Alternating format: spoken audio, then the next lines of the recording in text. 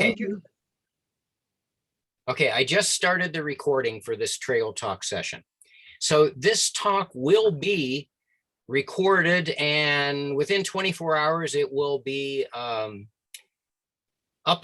to the San Gorgonio Chapter YouTube channel. And in the reminder message that I sent out to all 86 people who registered for this event, I sent it out just this afternoon. In that email is the link to the YouTube channel. So for those people who miss out, or if you are listening now, but something comes up and you can't watch the whole thing, you can always tomorrow and anytime at your convenience, go to the San Gorgonio Chapter YouTube channel and watch the whole program. And you can look at past programs because they're all up there. So there are a few rules. First of all, if you have not muted yourself, please do so now. So I see a few people who aren't muted. If you don't know how to mute yourself, I will probably mute you because we don't want any interruptions to the speaker while the speaker is going. In fact, when I finish my little introduction here, I'm going to mute myself as well. That's the main thing. The other thing is, if you have questions about the presentation, please use the chat session. So down at the bottom of the screen in the middle, there's a little icon that shows a talking bubble and has the word chat. And if you click on that, you can put your questions there, and we, Julianne and I will monitor that for Karla and relay those questions to her so that she can answer your questions. And so I think those are the main things that I had to talk about. Oh, next month, I need to give a plug for next month. I am the speaker. And my talk is my favorite day hikes in Yosemite National Park. And I have some beautiful photos collected over 20 years of hiking in Yosemite. And it'll be the third Wednesday, as they all are, at 7 o'clock. So at this point, I'd like to introduce Julianne Anderson, who is another member of our committee. And Julianne also is an outings leader and is involved with leadership training. And she will introduce our speaker. So Julianne, your turn. Thank you, John. And once again, good evening, everyone. Welcome to Trail Talk. And as John has very ably discussed, Trail Talks are a monthly Zoom gathering. And just to remind everyone, we've had some beautiful programs this last few months. The past Trail Talks have included Nearby Nature, Winter Night Sky, Snowshoeing 101, Desert Hiking Essentials, Birding in the IE, History of Wrightwood's Bighorn Mine, and the upcoming, of course, Favorite Day Hikes in Yosemite, and then David Money Harris and the Classic Hiking Guide Trails of the Angeles, and then Backpacking for Beginners. So that kind of takes us out to about September. Today's Trail Talk for the month of June will be Family Car Camping 101. And I'm so looking forward to this. This is with our own Karla Kellems, who has hosted a number of the past ones this year. Karla is the outings chair of the Sierra Club San Gorgonio Chapter's Mountains Group and has been an outings leader for 7 years. She has led innumerable hikes, car camps, backpacking trips, and snowshoeing trips throughout Southern California. Karla is an active committee member for the chapter's annual leadership training course, as John mentioned, at the Keller Ski Hut. We had to forego it during the pandemic, but I expect we'll be continuing it starting in 2022. And she has one of the two proctors, including John, the legendary cross-country map and compass exercises, which are spectacular and challenging. Karla is also one of the Sierra Club's caretakers of the historic and really beautiful and useful Keller Ski Hut in Snow Valley. Karla is one of the founding members of the Trail Talk series, along with John and me. In her day job, she is the director of outreach for the San Bernardino Mountains Land Trust. She lives with her husband, Kevin, and their son, Koa, in Green Valley Lake. So with that, Carla, thank you again for hosting and welcome, of course, and take it away. Yes, thank you, Julianne. I'm very excited about this topic. This is one of my favorite things to do with my family is go car camping with the family. And I'm very privileged because I've been an outings leader since 2000 and let's see, I think around 2015. And that's when I started doing family car camping for the Sierra Club. On average, I lead about 4 car camps a year. I try to do one every season. So winter, spring, summer, and fall. So I just wanted to let everybody know as I'm going through my presentation, you're welcome to go ahead and if you have any questions, go ahead and put them in the chat section. I'm going to be stopping in different areas to go over what questions are in the chat area. So we can keep these things going. If you're not comfortable using chat, that's perfectly fine. Go ahead and just write down your question. And then at the very end of my presentation, I'm more than happy to take questions verbally from you, and we'll let people unmute at that time to ask questions. So in my slideshow, I've met every single one of my slides has a picture of a family car camp that I organized for the Sierra Club. And as you can see in my introduction picture, this is a picture of Sawtooth Canyon. This was a family car camp that I organized back in fall of 2017. Just so you know, all my pictures are pre-pandemic, so nobody's wearing face masks in them because we've been on hiatus. We haven't been able to do any car camping or any outings since the spring of 2020. So my last car camp that I did get to do prior to the pandemic was in the winter of 2019, and that was to Shoshone, to the Shoshone campground. So I'm going to briefly talk a little bit about Sawtooth Canyon because some of you out there might be interested in this site, given the details that I give you. Sawtooth Canyon is BLM land, that's Bureau of Land Management. At the time we did this family car camp, the campsite was free. I believe you have to pay now. I think it's not very expensive, maybe $7 to $10 a night. I haven't checked recently. But Sawtooth Canyon is beautiful. Some of the activities, what's really great about this site is it is a primitive campground. So it is a designated campground, but it is primitive. And it doesn't have all the amenities that some people like. It does have pit toilets. It does have picnic tables. It has fire rings. It has, what do you call it? Like a covering canopy. It's got a little playground, which is great for the little kids. And it's got wonderful boulders for kids to climb around on. This area is wonderful for rock climbing. So if you're into rock climbing or your family members are into rock climbing, this is a great location to go. There's very few trails. There's actually only one trail and it's pretty short. So it's not really known for its hiking. It's more known for its rock climbing. It is a beautiful location. So I'm going to move on to the next slide. So for those of you who are new to car camping with the family or have only done it a couple times and want to learn better techniques, want to know what kind of equipment is appropriate and learn strategies, and also safety issues in regards to car camping, you've come to the right place. The first thing you want to do is you want to answer this question: what to consider when choosing your camping location. If this is your first time car camping, I recommend that you pick a location that is close to your home.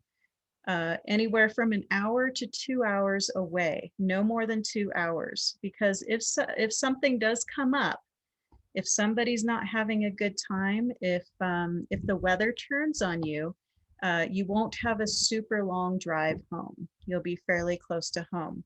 So first thing to consider, if you are new to this, pick a location that's close to your home. Second thing to consider, weather. Weather and also the time of the season. Certain areas you don't want to camp in during certain times of the season. If it's higher elevation, you could run into snow, and you may not want to snow camp in a tent. You may not want to camp in the snow in the tent. Also take in consideration windy areas. Wind is not good for tents. If you're camping in a tent, take in consideration of that. You want to look up your weather, try to get as extended forecast as possible before you book. Many of you will have to book certain sites way in advance. So just know that you want to book that site during the time of season that is what they consider like a peak season. What they consider is a good time of year to go to that location. You don't want to go to the desert right now and camp because it's like 110 degrees down there right now, and nobody's going to be very happy and have a good time. Whereas you don't want to go up to 8 or 9, 10,000 foot elevation in the middle of winter because you could run into snow. So keep in mind, weather is very important. Availability. Right now, there is just a big uptick in people wanting to get out in nature and go camping. And it's real important that if you are trying to book a location that is very popular, you will need to book sometimes 6 months, sometimes up to a year in advance. So keep that in mind when you are planning your family car camping trip. Availability is very important right now. Now, availability may not affect some of you who are a little bit more seasoned in car camping, who like to do what's called dispersed camping.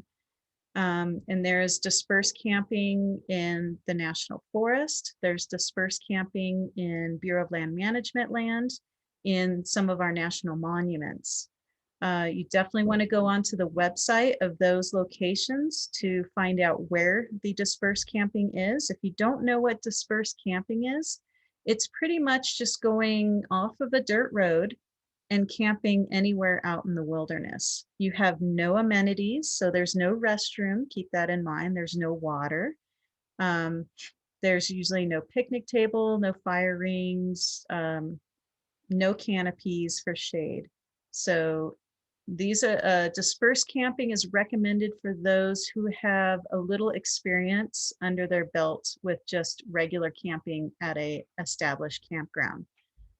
There's also primitive camping, which I had mentioned about the Sawtooth Canyon. That is primitive camping because while that is an established campground, it doesn't offer all the amenities. It has pit toilets, but it does not have any water, does not have showers, swimming pools, any of the amenities that people desire in their camping trip may not be present at a primitive campground. And then there's your full service campgrounds. Those are campgrounds that have flushing toilets, they have showers, some of them have pools, some of them have other activity amenities. So keep in mind, it depends on what your family is looking for and the comfort level of your family. If your family really likes those amenities, I recommend picking sites, picking campgrounds, whether they be public or private. Pick those campgrounds that are going to be the best fit for your family. Think about accessibility too. Accessibility not only to the campsite, because if you are looking into primitive camping or dispersed camping, you may need a high clearance and you may need four-wheel drive, because some of those sites, getting out to some of those areas may be sandy and you may need high clearance, may be rocky. So keep that in mind. Also accessibility. Some family members may have limited mobility, may have special needs, where you need a site where that can be either wheelchair or walker accessible, or not be on a steep slope, not have a lot of stairs. So keep the family members who have special needs, keep it in mind that you need to find a location that is accessible for them so they can access the showers and the bathrooms and whatever amenities that they need. And then I've been talking about amenities. And I mentioned the classification of amenities. You have established campgrounds that are primitive, you have dispersed camping, and you have full service campgrounds. Full service campgrounds also have hookups. So those of you who are not into tent camping, let's say you've just gone out and purchased a trailer or a camper or some other recreational vehicle, you may want the amenity that allows you to plug in to shore power. You can plug in your electricity so that you can have the amenities that are inside your self-contained recreational vehicle available to you. So also keep that in mind. And activities. Activities are really important when you have kids going on family camping trips with you. And the activities start from the moment you get into the car and you take off to go to your site. So the road trip is part of having to plan activities. And there are so many fun, if you go online and you do a Google search and you Google search, road trip games. And there's also things you can download. There's license plate bingo, or you can get a map of the United States. And as you're driving along, if you see a out-of-state license plate, you shout it out and you cross it off on your map. And at the end of the road trip, whoever has crossed out the most, gets the prize. My family, when we do road trips, we like to play the Tesla game. And the Tesla game is very similar to what I played as a kid called Slug Bug. And back when me and my brother were on family vacations and we were on road trips, we would see one of those Volkswagen Bugs. And every time we got to see one, we got to say slug bug and we got to slug our sibling in the arm. Well, the Tesla game is a little bit more nicer because we use a point system. Every time somebody in the car sees a Tesla, they get a point. By the time you get to your destination, whoever has the most points, wins the game. So think about games that will engage the kids, keep them from saying, are we there yet? When are we there? Are we almost there? So keep the kids engaged. Also, campground activities. Some of my car camps are themed. You saw the Sawtooth picture of Sawtooth. That one was themed that we did around October, which was during the Halloween time. Think of the word Sawtooth, sounds kind of Halloweeny. And so a couple of the activities we did was we dressed up in our Halloween costumes one night.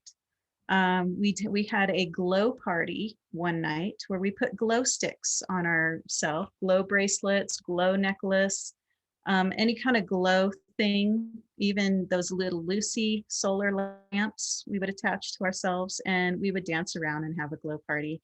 We also did a tarantula hunt because in October is tarantula season. That's mating season for tarantulas, and that area is known to have them.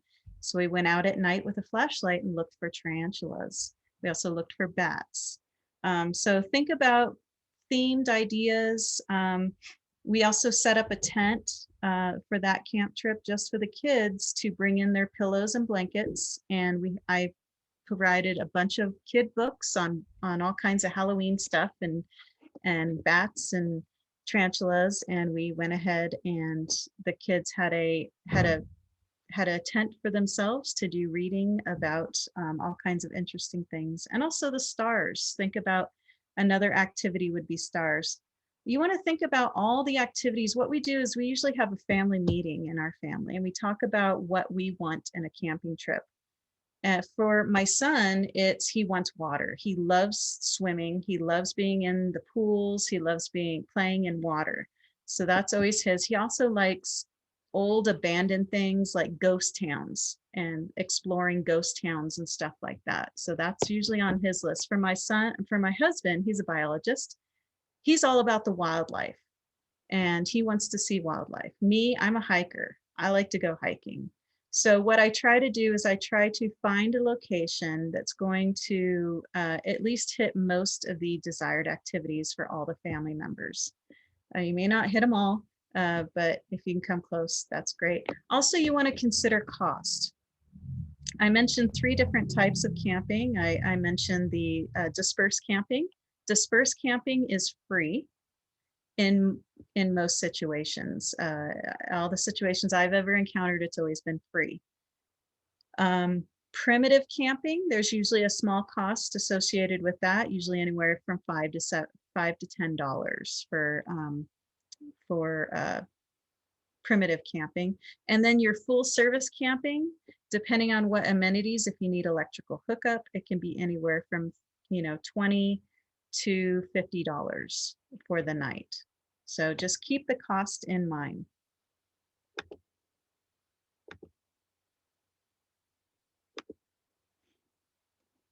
Okay, moving on. Oh, before I move on though, I wanted to talk a little bit about Cult Valley because like I said, there's a picture in every single one of my slides and it's a location that I've organized, a family-friendly car camp. Cult Valley, if you guys are interested in flowers, and this is a great place to go in the springtime. It's in the Anza Borrego Desert, and Cult Valley is what we call primitive camping. So it's an established campground. So it has very limited amenities, but it is also free, which is very nice. It's in Anza Borrego Desert. And this is a great location for looking for flowers, wildlife, stars. There's even a little spring called Peña Spring. And what we did one year is we took a little inflatable pool, because like I said, my son likes water.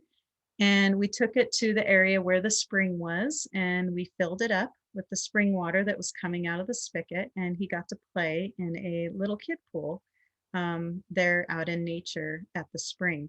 So this was a great location for our group. One of my biggest family car camps I've ever done was at Cult Valley, ended up with 24 participants. So, and I usually cap it at 20.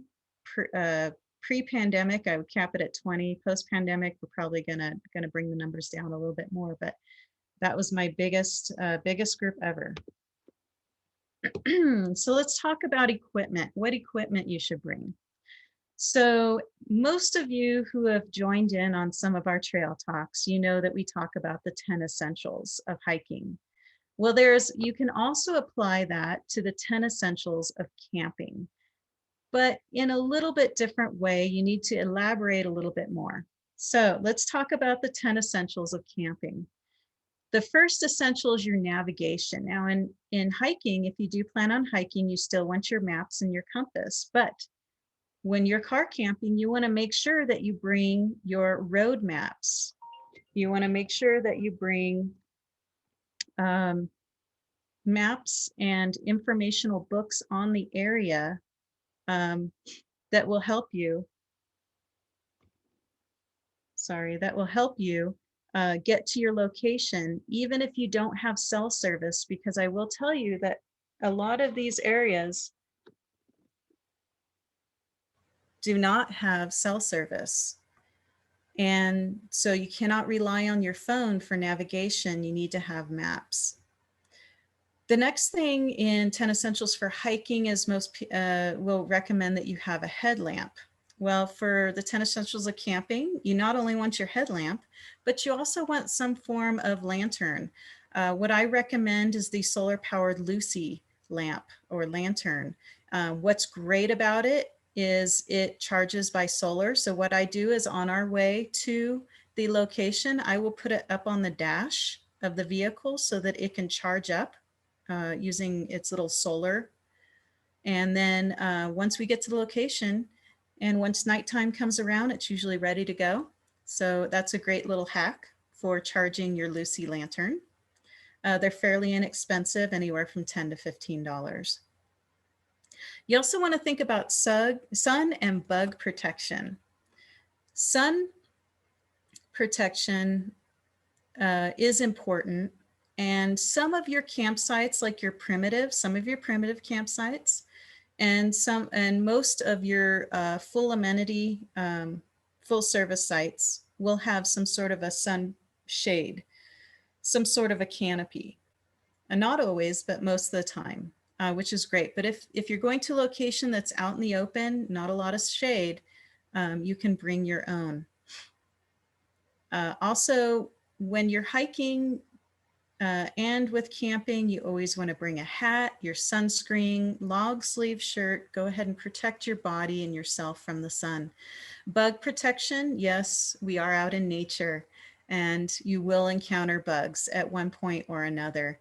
And if that's something you don't want to encounter, go ahead and make sure you bring proper bug protection to protect yourself, either a netting that goes around your canopy to keep the bugs from getting into the area that you want to socialize in.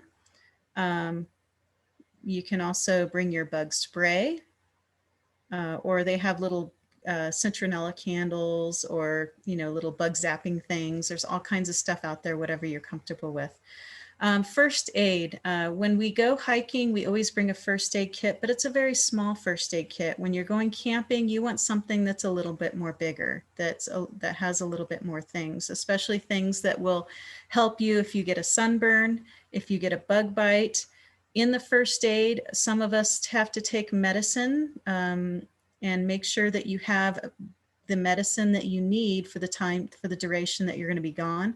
Some of us have issues with sinuses. You want to bring like your Sudafed, your cough syrup, whatever you feel you need, whatever issues that you could encounter when you're out in nature. Go ahead and be prepared for that. Usually in your 10 essentials, what I have in my hiking bag is a multi-tool. For the 10 essentials of camping, you want to have tools. You want to have, and mostly those tools are going to be for your vehicle. So make sure that you have your jumper cables. Make sure that you have a set of sockets, whatever tools that you feel you need for basic things like changing a tire. You're not going to have AAA come out and rescue you if you're on a dirt road. So you need to be able to know how to change a tire. AAA doesn't always like to go out on dirt roads to tow people. So keep that in mind. You want to have a good stash and some knowledge, basic knowledge on how to fix your vehicle if it were to fail. And also make sure you bring extra oil, make sure you bring extra fluids like coolant and other things. Make sure you have an extra stash of that just in case. We were recently on a trip where we were one of our coolant hoses was leaking and we had to keep adding water and coolant. And thank goodness we had that available to us because we brought extra. So be prepared. And if you don't know what to bring, I recommend going on and doing Google search, and they should give you, there's so much information out there. It can give you a list of things that are recommended if you're going on a long road trip, of things to have packed in your vehicle as far as tools. Also, batteries. If you're going to use headlamps, if you're going to use any devices that need batteries, bring extra batteries. Let's talk a little bit about fire.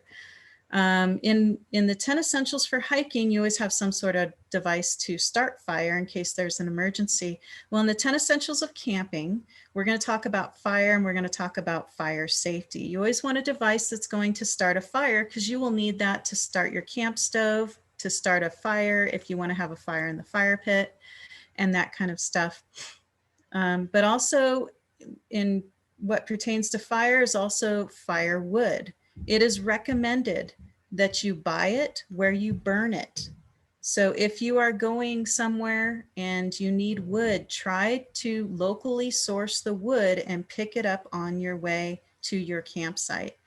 We have things called, we have bark beetle infestation issues where bark beetles have traveled, and they have traveled on people's firewood from one location to another. GSOB is a good example. That's the golden spotted oak borer, which we have had problems here where I live in the mountains of Big Bear. And we found out that the GSOB traveled from somewhere down in San Diego on somebody's firewood up to the Big Bear area, and now the Big Bear area has problems with the GSOB. So keep in mind, there are critters out there and we don't want to transport them. So try to buy your firewood where you're camping. Shelter. I've talked about tent camping. I've mentioned some of you have a recreational vehicle, a camper, a trailer, a tent trailer. Those are all shelter. You want to keep in mind what type of shelter is appropriate for what kind of weather you are going to encounter. If you know it is going to be very windy, a tent is not necessarily the best shelter choice. So keep that in mind. Make sure your shelter is appropriate for the weather or the location that you're going to be in. Food. Food is a fun one for me because I enjoy cooking and I enjoy being the camp cook. But on the flip side, I have a very picky family who will only eat certain things. So we've kind of dialed our food in to breakfast burritos in the morning, snacks during lunch, and tacos in for dinner. And these are things that I have found that are easy to make, that don't require a lot of cooking, and that don't use up a ton of dishes, so I have a lot of cleanup. You want to make sure that you pack the appropriate amount of food and you store it in the appropriate device like a cooler with ice. And I do have a hack for ice. Instead of going out and buying ice chunks or ice cubes in a bag, what I do is I take two 1 gallon jugs, and I fill them up most of the way, not all the way, but most of the way. And I put them in my freezer and freeze them solid. And then I put them in my cooler, and that's what I use to keep my food cold. And what's great about that is it also gives me that is my extra water. So when the ice starts melting, I actually have 2 extra gallons of water available to us if we need it. So that is my hack for keeping food cold. Water. Water is very important. I recommend when you are camping, you have at least 1 gallon per person per day. That's 1 gallon per person per day. So if you're going to be gone for 3 days, and you have 3 people in your family, that's 3, 6, that's 9 gallons. So you want to make sure you have at least 9 gallons of water. And clothes. Always with the 10 essentials of hiking, we talk about clothes that you can layer. Same thing with camping. I'm going to go ahead and take a little break.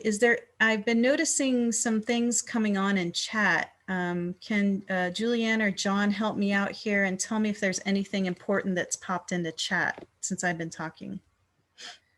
Lots of good stuff, Karla. First of all, talking about interesting question came up.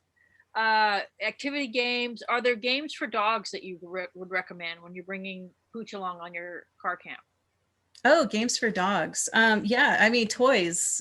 Dogs love balls and frisbees and stuff like that. Keeping them active is also very important. Dogs love to go for hikes. Some dogs like to go swimming. So if you're at a location where there's a creek or a lake they can swim in, all that kind of stuff is good for dogs. Yeah, unfortunately, I don't have any good games for dogs in the car. My parents have a dog that does whine a lot in the car, so I actually don't have any hacks for that. We have a very good car dog. She just goes and falls asleep, so that's great. But that is a very good question. I definitely recommend bringing your dog toys. We've also been having kind of a lively discussion about natural bug protection. Do you have any hacks for that? Guy, there is so much out there. there's all kinds of, mint, lemongrass, there's citronella. I think what you need to do is go ahead and do a Google search, identify what kind of natural remedies you're comfortable with, and try them out. And you could try them out at home first before you take them out camping to see if they work. There's also like these little bracelets you can wear that have like, I think they have like, maybe they have a chemical in them. But man, there are so many different things. I know my son, he will not tolerate, something on his wrist. So I have to take in consideration, what's most comfortable for our family as far as bug protection. And also bug protection for your dog as well. There are places where there are going to be ticks and other things. So you want to keep that in mind. I have a family-friendly bug. It's an all-natural, family-friendly for the kids, for the dog, kind of a bug spray that I take. Honestly, I don't know if it works that well, but I think it does work well enough for our family because we still do get a little bug bite here and there. And we bring our anti-itch cream just in case that happens. But that's a very good question. A question just came up. Where is Shady Cove? Oh, Shady Cove. Yeah. So I'm going to talk about Shady Cove here in just a second. But yes, hold on to that thought. I will be hitting up on Shady Cove. Oh, and not analogous to bug protection, but bear protection in camp. What are your suggestions for campgrounds that have a high bear population? Yeah, that's a really good question. And most campgrounds with a high bear population will have camping lockers. If they don't have camping lockers, then you want to bring what's called a bear canister. And the bear canister is on a rope, and you can tie a rock to the end and loop it on a high branch of a tree. And that's where you need to store all your food and anything that has a scent to it, including bug spray, including sunscreen, including your, any of your personal hygiene items like deodorant. Anything that has a scent, even toothpaste, should be stored in a bear locker or in a bear canister and hung up on a tree branch. And also, I do have if we are going into an area that's known for bears, I do keep a bear spray. And that's I usually take that if we're in areas where there is known to be bear, I will take that in my hiking backpack with us. And we have encountered bears. Most of the time it's not an issue. And you always work with your kids to teach them what we call the bear scare. And the bear scare is where you make yourself really big and you start yelling and you start screaming and you pretty much want to scare that bear before that bear scares you. So if you are going to an area where there are bears with children, you want to teach them bear scare. And with dogs, it's always best to keep them on a leash if you have a dog that will take off.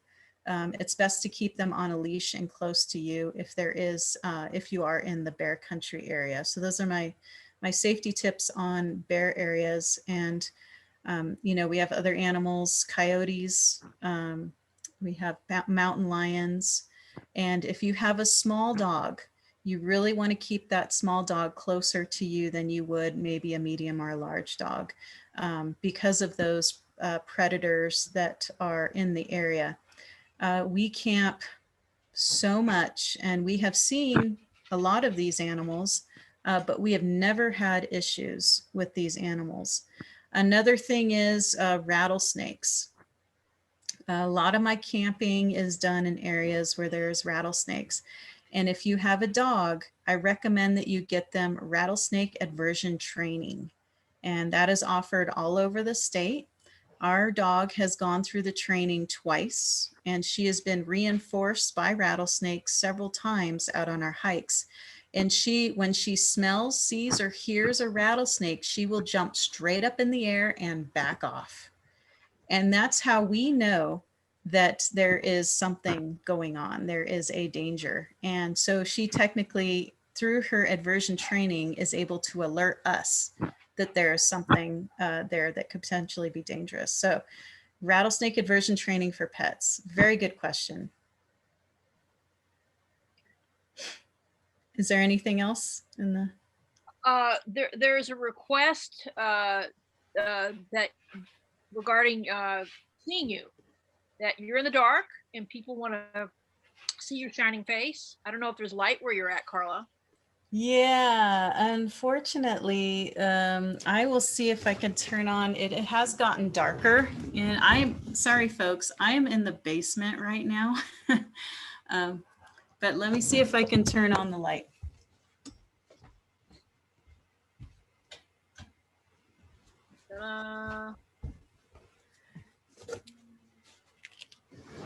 Yeah, sorry about that. It has gotten darker since I started this, so I do apologize for the lighting. I am in the basement. It's the quietest room we have in our house right now. It is also the coolest room. So that's one of the reasons why I'm down here. But sorry about that, guys. Thanks for bringing that to my attention. I hope the lighting's better now. I did turn on the light. Okay. There you go. Oh, I didn't want to go forward. Okay, so let's go ahead and move on. Personal hygiene, I briefly touched on. That would be your toilet paper. That would be your small shovel or spade. For those of you who want to disperse camp and there is no bathroom facilities, whether they be pit toilets or flush toilets, you will need, and you don't have a self-contained bathroom in whatever recreational vehicle you are using, you will need to dig a hole 6 inches deep and bury your poop, pretty much. And so you want to make sure that you're prepared for that if you do disperse camp. And also things like your hygiene things, your lotions, your beauty care products, your deodorants, anything like that falls within that category. Sleeping system is very important. I don't know if any of you are like me, but when I'm going to a different location, I don't always sleep that well because it's a new environment, it's different. So having a very comfortable bed is very important. Your sleep system usually involves some sort of sleeping mat, a mattress, something that you sleep on top, or a cot, and your sleeping bag and your pillow. You want to, for us, we have found our family started tent camping when we started out doing car camping. It was in a tent. We found that an air mattress does not work well for us because we have a very I have a very rambunctious son who likes to jump up and down on the air mattress and pop it. We also have a dog that, if she jumps on the air mattress, she can pop it. So we found that even though it is much bulkier, we found that like a memory foam type pad, either anywhere from like 4 to 6 inches, is going to be the best sleeping system for us. So you want to have a comfortable sleeping system. Your camp kitchen. Camp kitchen is very important because you want to be able to cook your food. You want to make sure that you have a stove. You want to make sure that you have pots and pans and dishes. And here's another hack that we use. I actually don't bring dishes. What I do is I bring pie tins. After you eat a pie, you save the tin, put it in your camping gear, and it makes an excellent plate and bowl.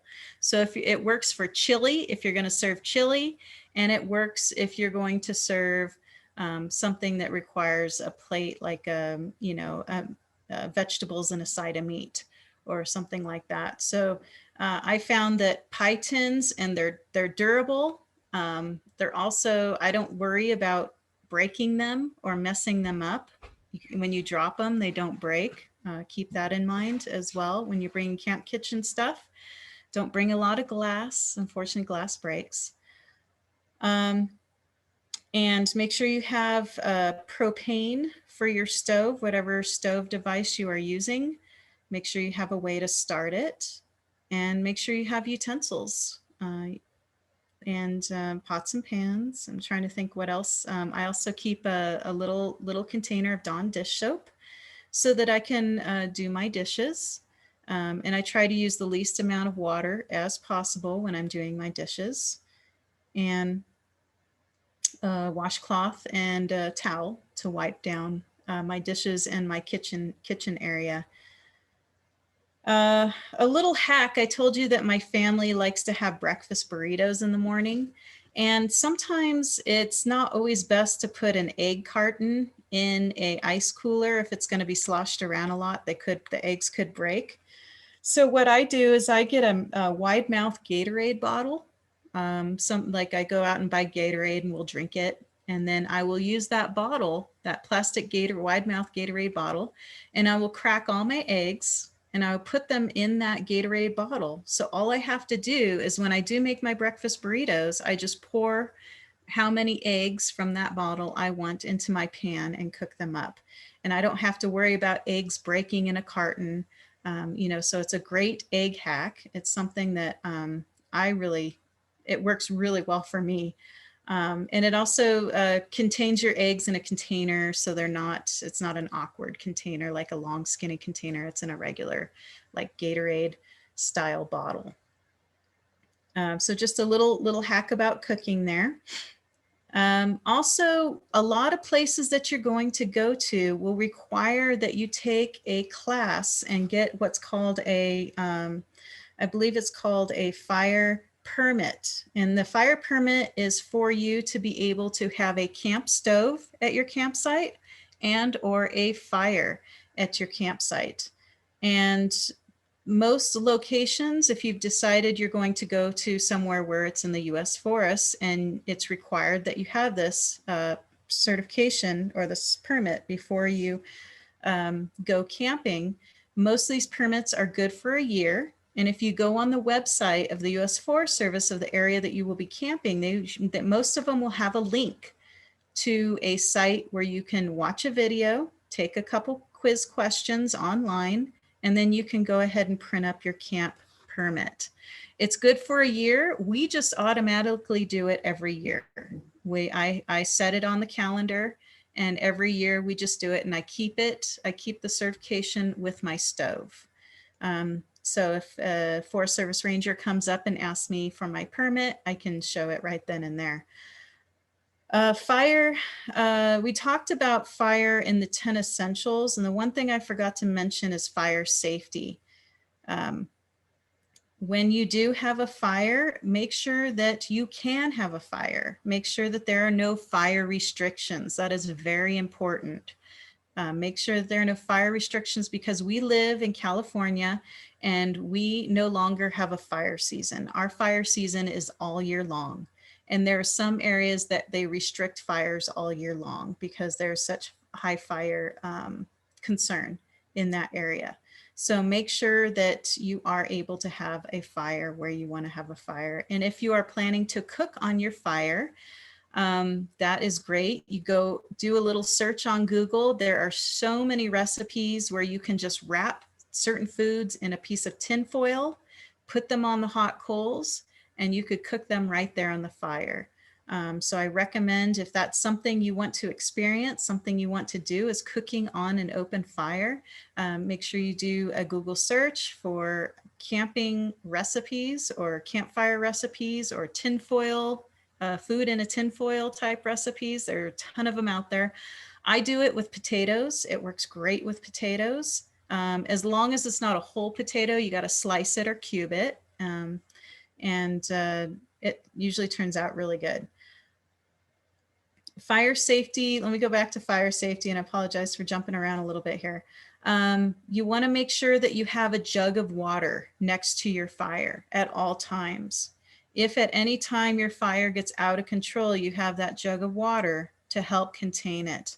Also, when you are done with your fire, after you have done your cooking and you've done all your fun, around the campfire games and songs, and, done your s'mores, you want to make sure that your campfire is completely out. You want to snuff it out with water or cover it with dirt. Make sure it is completely snuffed out before you go to bed. I think that's really all I wanted to touch on fire. Apologize. Fire safety is definitely a concern for me because of where I live in the mountains. So I want to make sure I'm clear about that. We talked about the camping kitchen. Let's talk about camp chairs. I definitely want something comfortable to sit on. Not all primitive, not all dispersed camping sites, actually no dispersed camping sites and not all primitive sites will have picnic tables. So make sure you bring camp chairs. Make sure you bring a table if you want a table, a small camping table. Activity gear. This is important based on what you plan on doing with your family. If you plan on going hiking, you want your hiking gear. If you plan on going bird watching, or you want to make sure you have your binoculars and your bird ID books. If you're going to go stargazing, make sure you have your star books. Or I have this really cool app on my phone where I can just put it up to the sky and it tells me all the constellation and stars. It's absolutely awesome and fun to use with the kids. So activity gear, make sure you have activity gear for the kids. If you're planning on going swimming, you have your swim floaties, your life vest, your safety devices around the water with the kids, the swim trunks, everything they need to be able to engage in the activity that you plan on doing for that trip. So just, make a little gear list in your head of all the activity gears. And there's also little extra things. I talked about having a glow party where we use glow sticks and glow bracelets and glow necklaces and got to dance around the fire, had a glow party. Make sure you bring your, all those fun little things that you want to have for fun family activities.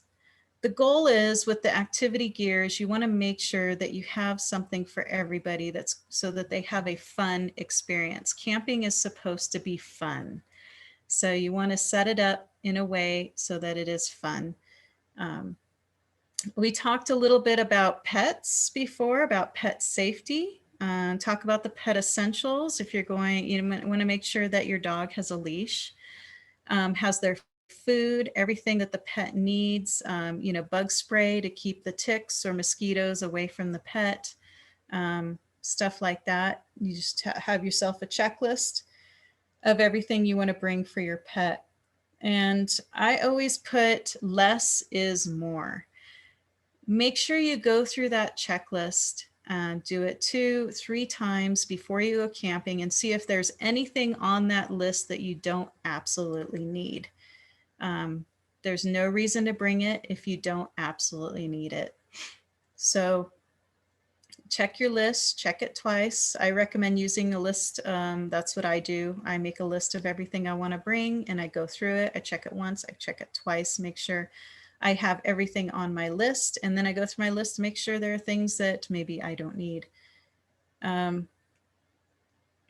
And also, if this is your first time going on a camp trip with your family, I highly recommend once you purchase all the items that you need, whether it be a tent, tent, sleeping bag, a stove, a camping stove. If these are items that you have never used before, I recommend doing a mock camping trip on your front lawn, on your back lawn, in your backyard.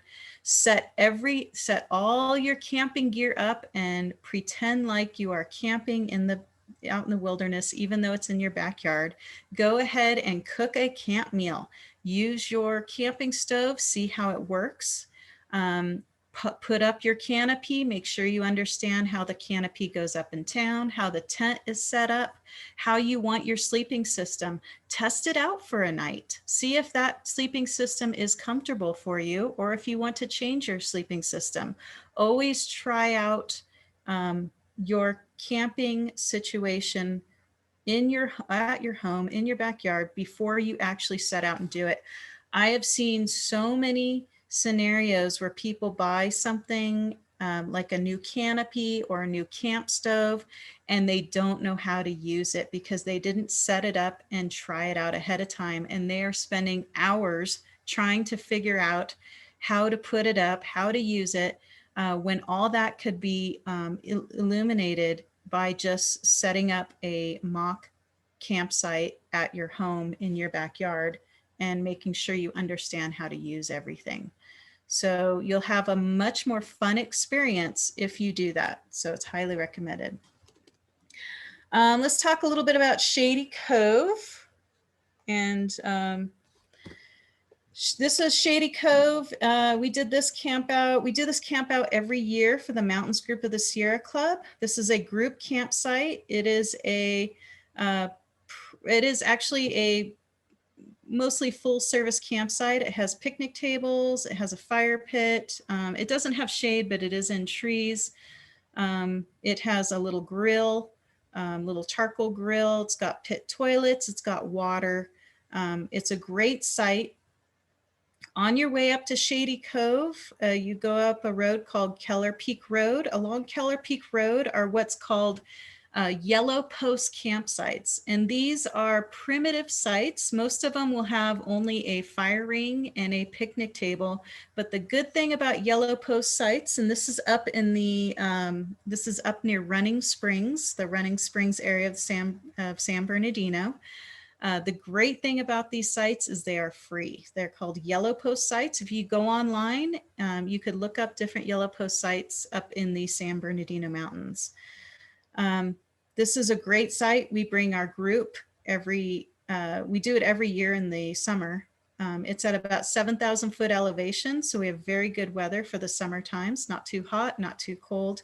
And there's some really good hiking in this area. So that is Shady Cove. If that's something, a site that you're interested in, go ahead and check it out.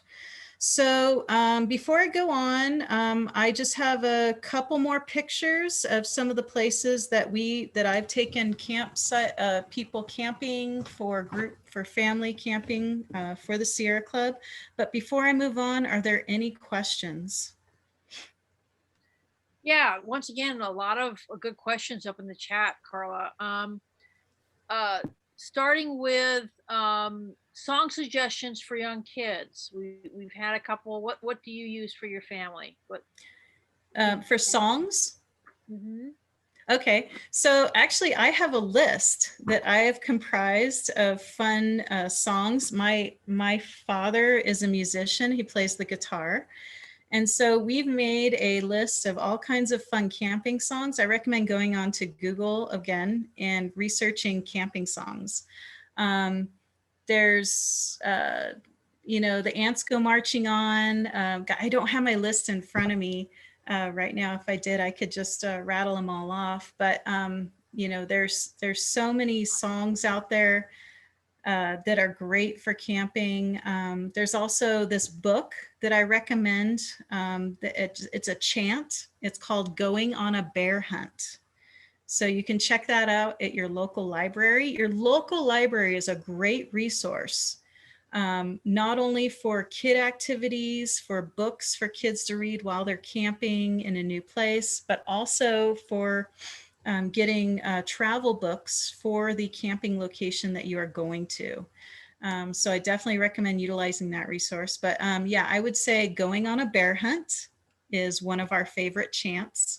And things like, the ants go marching on and on. There's a ton of them. And I'm sorry, I don't have my list in front of me. Yeah, that's a great question. We do like to sing songs around the campfire. And that's one of the activities we do, especially when my dad comes on the campsite, the campouts with us. Good question. Couple of other things, kind of hacks for kitchens. A lot of people like to have amenities just for comfort, things like a vinyl tablecloth, an easy up. When you say less is more, do you just have like one box, a small box of items that you always keep at the ready, or do you have like a more expansive thing that will have your vinyl tablecloth, your pie pans? whatever? What's your I style? have, yeah, my style is I have one box, and everything kind of nests inside each other. So I have one fry pan, I have one saucepan, and these are the right size for a family of three.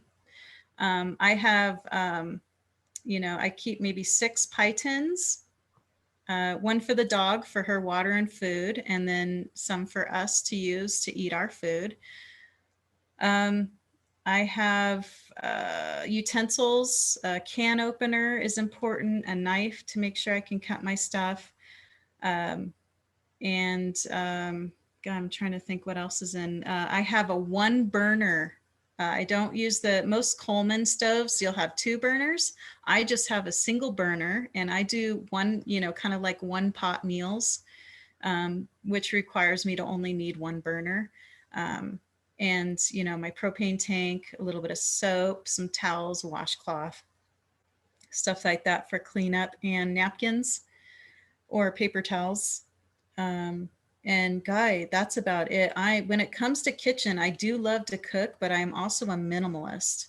And a vinyl uh, tablecloth, I know a lot of people bring them. I totally recommend it. It's very compactable, so it doesn't take up much space. What I like is I like to keep the dust down in my kitchen area. So I have a kind of a turf rug that I spread out underneath my table, where I'm going to be cooking, my little stove table. And I like that because it keeps the dirt down in that area. That's something I will take that over a vinyl tablecloth, because we technically just sit in our chairs and eat in our laps. We don't we don't always even use the picnic table that's provided. So yeah, I personally am a minimalist. I've got it down to a science because I've done it so many times. Um, so that's what I recommend. Good question. Yeah. And some people want more. They want all their spices. They want all their, accoutrements. And that's fine. Just to keep in mind that, these items take up space. And sometimes it's best to conserve on space where you can. So good question. Couple of other questions that I know you want to move on, but for the hike leaders and the potential car camp leaders in the group, what, Karla, are your suggestions to um, leaders, your club leaders of car camping? What are your top 10 do's and don'ts for leading a car? Yeah, wow, that's a whole nother ball field. One thing is you want to make sure you do your research first. Research big time. Find everything you can about that location. The second thing is recon it. So I will take my family, and just my family, maybe my mom and dad as well, and we will go have a family, just our little family, camp out to that location, and we will explore the whole area. And because when I lead car camps, especially family car camps, I want to make sure that there's an activity that everybody can enjoy, not only the kids, but also the grandparents that may have limited mobility. Also, individuals with disabilities want to make sure that there are also things that they can do. People in, on walkers, wheelchairs, stuff like that with limited mobility. So I want to make sure that there's an activity in that location that everybody can participate in.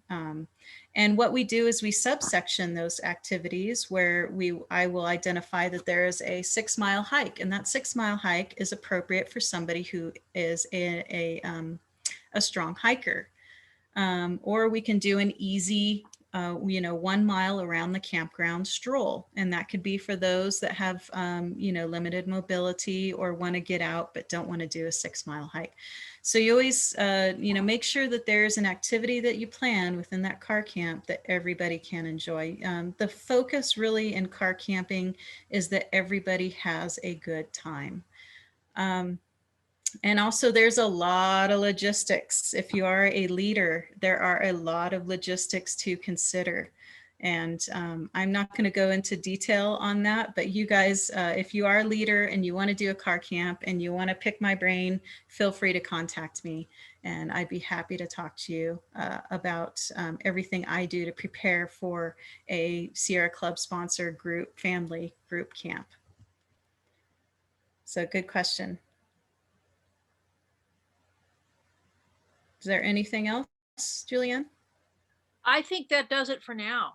Okay, so I just have just a couple pictures. I'm going to show you some locations that you might be interested in for car camping.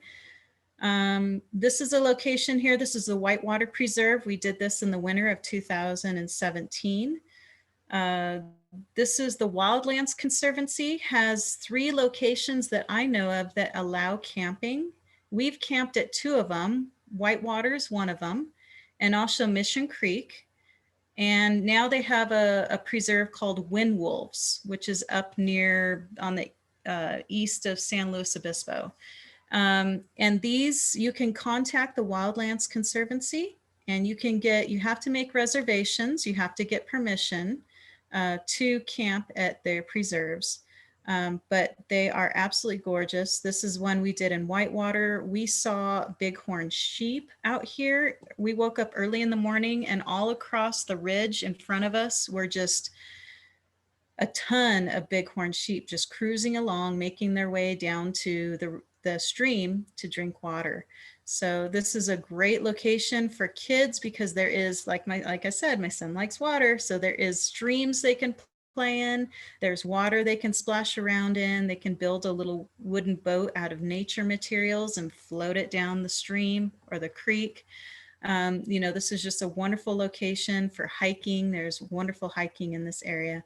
So if this is an area that you are interested in, you want to contact the Wildlands Conservancy. There are flush toilets at this location. There are picnic tables and a fire pit, I believe. So go ahead and if this location you're interested in, contact the Wildlands Conservancy. I want to talk about another one we did in the winter of 2017. This is Painted Canyon out near Mecca. If you guys are familiar with Indio, that's out in that area. Unfortunately, this area, because of the uptick in people wanting to get out in nature, this area is very popular for the ladders hike. And it also on the weekends gets completely overrun. So if you want to do the Painted Canyon area, this is dispersed camping, meaning there are no amenities. I recommend doing it during the week. There's also another road. If you, instead of turning onto Painted Canyon Road, you stay on Box Canyon Road. There are also dispersed camping along Box Canyon Road that you could take part in. This location is something you want to take and consider with your vehicle.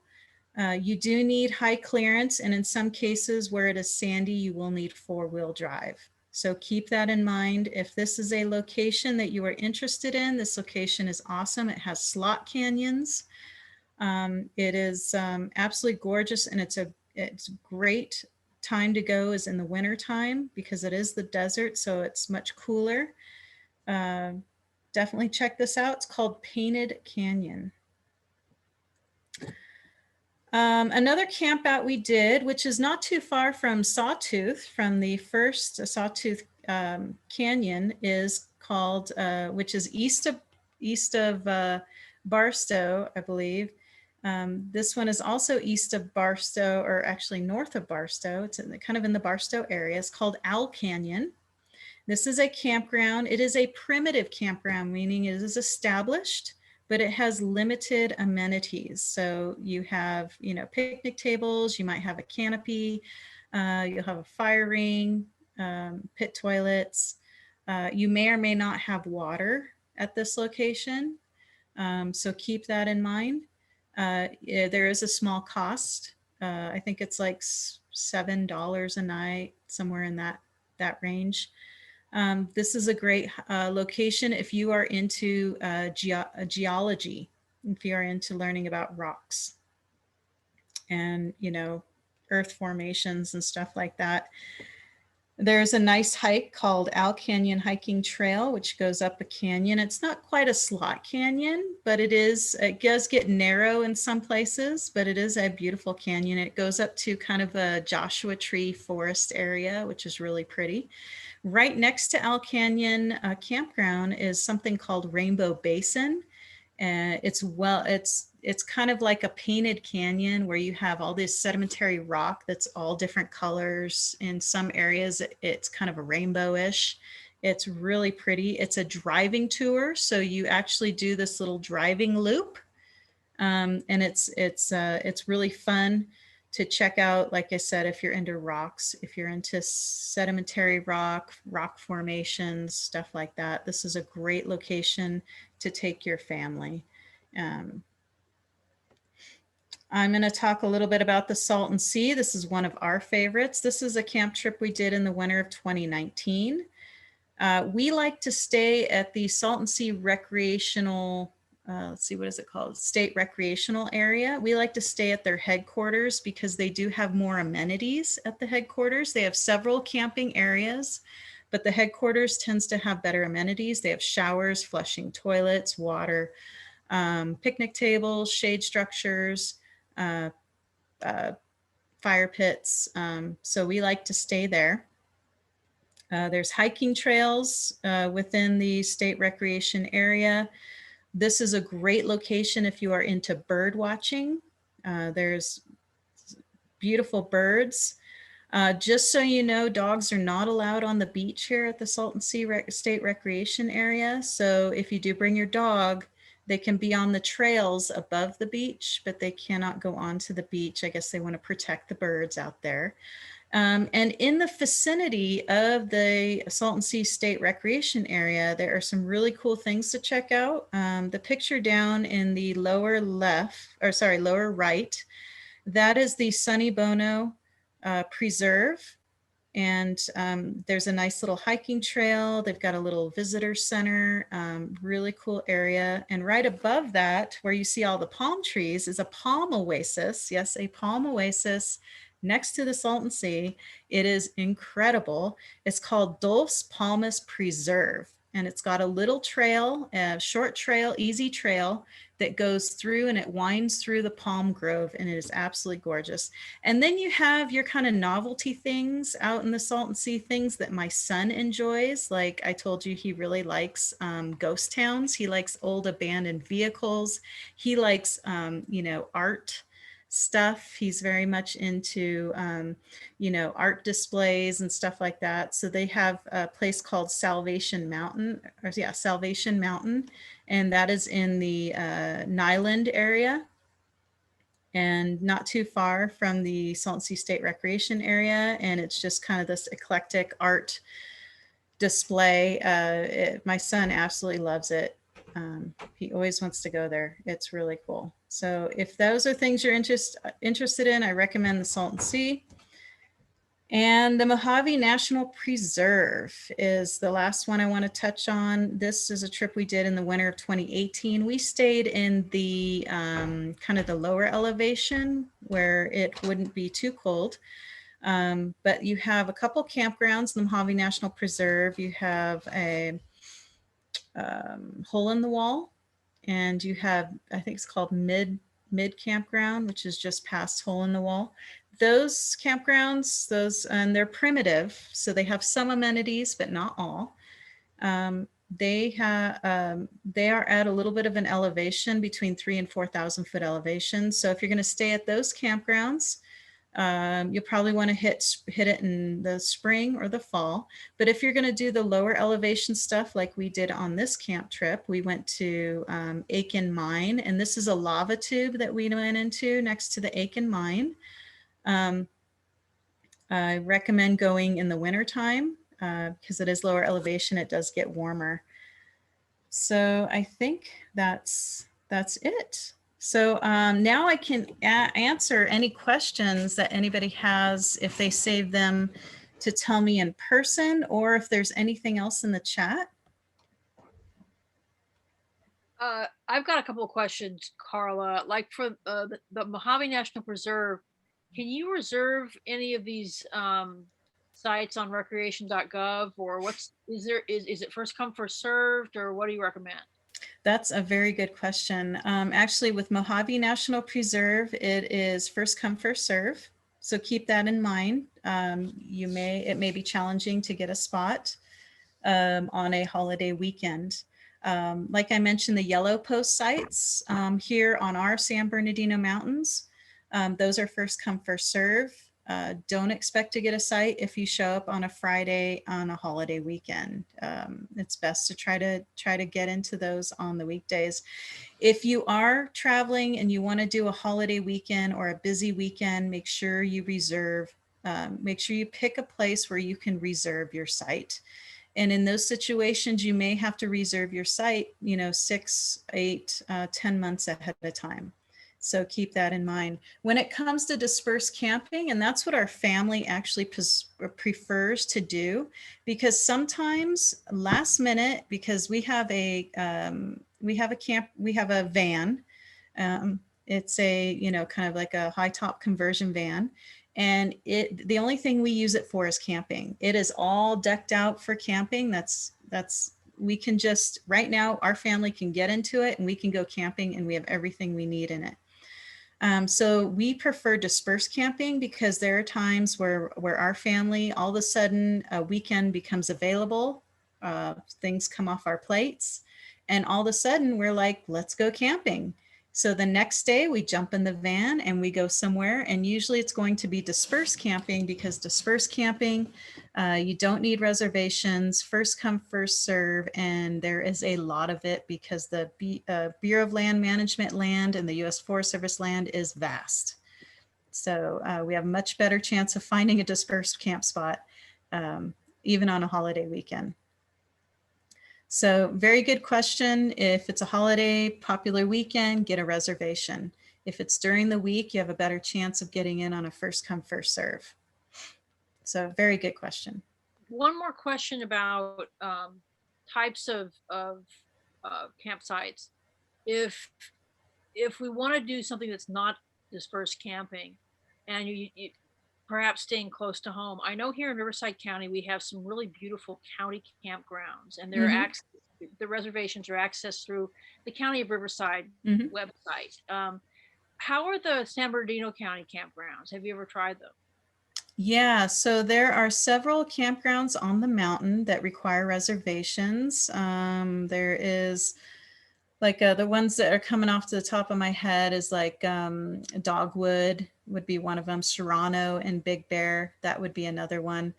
And you can go through the, I think it's recreation.gov or recreation.org.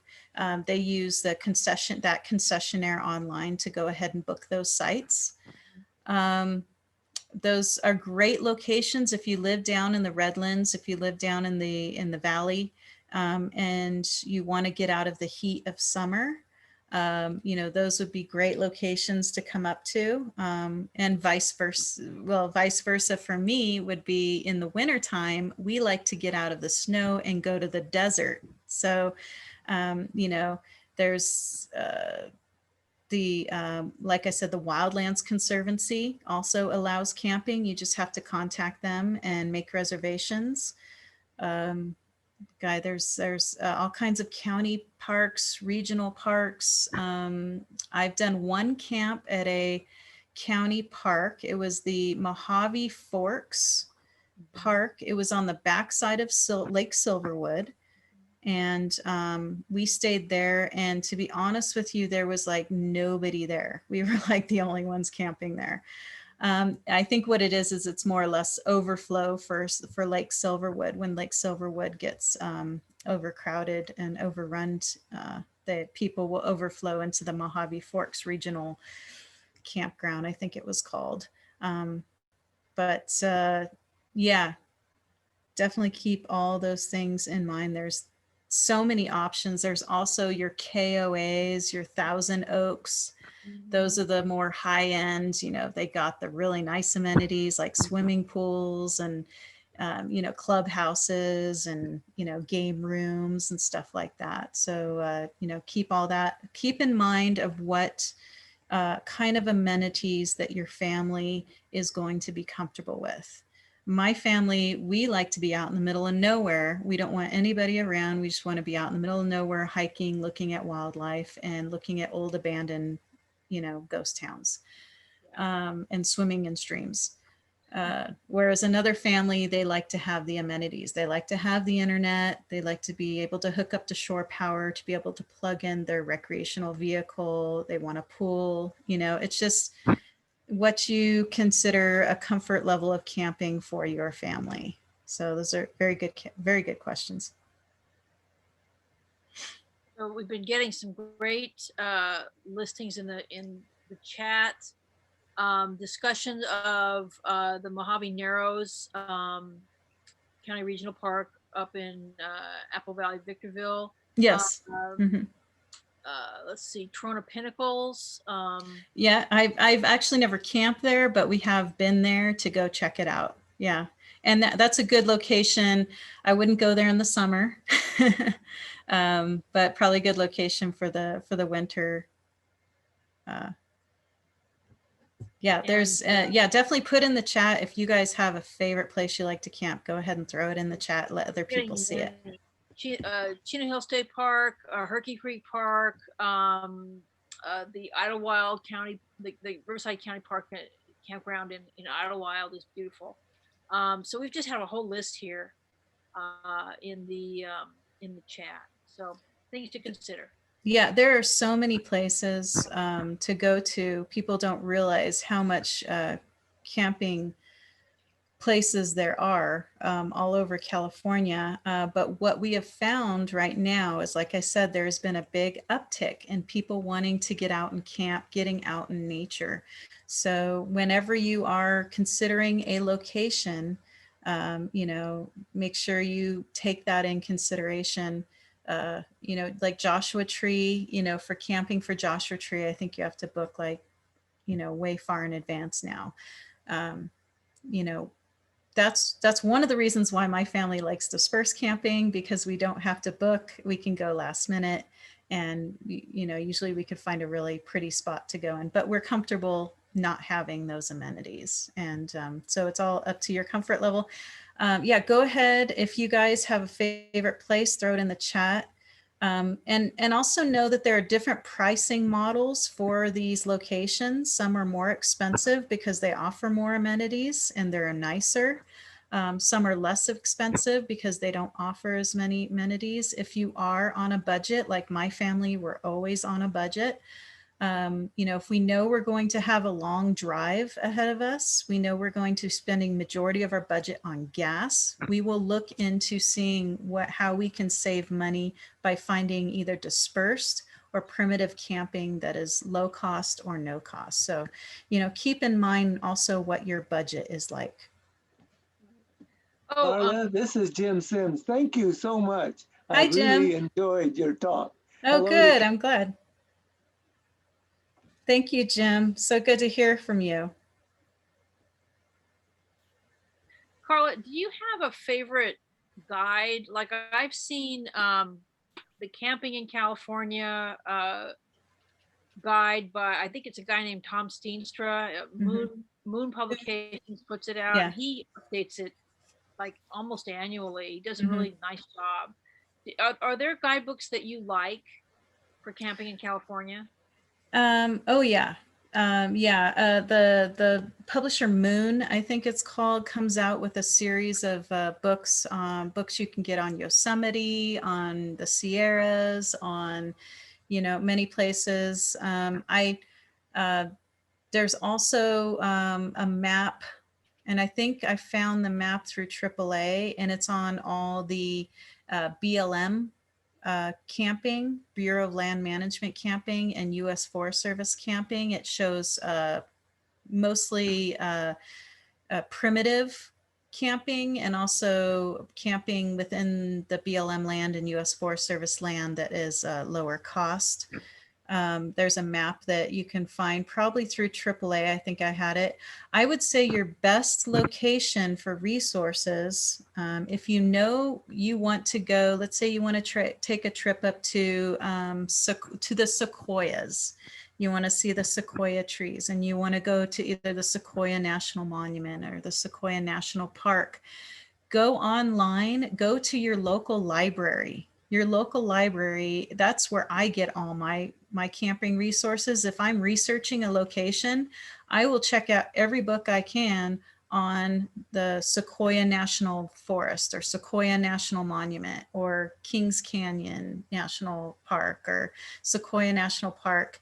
I will check out every book that is in that library on those locations to see which one is most applicable to the type of camping or the location that I want to go to. So your public library is, I'm going to say, one of your best resources for finding travel books to areas that you want to camp.